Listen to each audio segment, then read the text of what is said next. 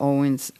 The committee, we have conducted so many hearings regarding access to capital and the condition, the climate, the downturn in our economy, and the biggest issue that small businesses are facing right now is access to credit and tightening standards by lenders and so on. So I am interested to hear what are the advantages of the franchise business model in a bad economy, and how can franchisors help franchisees weather the storm? Yeah, there are numerous benefits, but just to hit on it, just a few of them.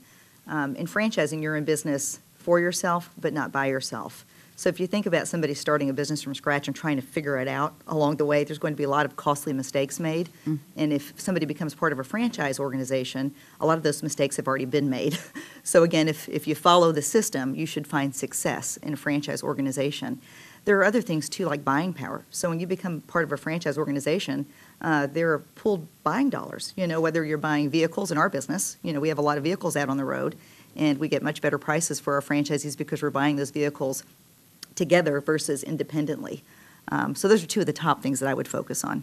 Okay. Mr. Friends,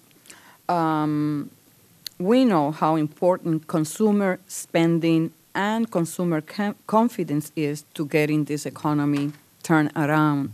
And we hear reports that the retail spending has increased. My question to you is, can you say the same with the restaurant industry? Foot traffic has increased? I wish I could. We're currently on at the location in Indiana. It's riding about, I'm trying to remember because I ran those figures for last week, and it's right around 12% down the sales from last year at the same period of time.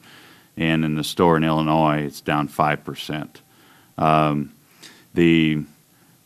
The price of fuel is much lower this year than last year, so that's helped on some of the expenses, and the price of the beef is much lower this year, and that part of that is the fuel costs and such.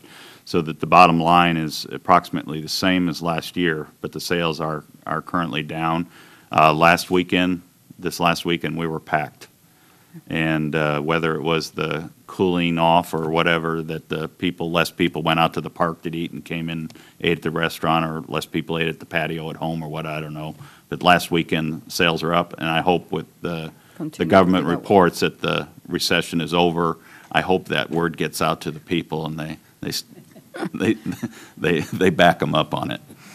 Thank you very much for that question. Thank you. Well, let me take this opportunity to thank all of you for being here today. And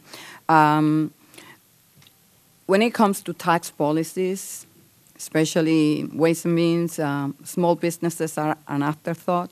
So we will be there to remind them as to the importance of these provisions when it comes to small businesses. I intend to send a letter to Ways and Means, especially to the chairman, about keeping and extending and expanding some of these provisions. So with that, I ask unanimous consent that members will have 5 days to submit a statement and supporting materials for the record. Without objection, so ordered. This hearing is now adjourned. Thank you.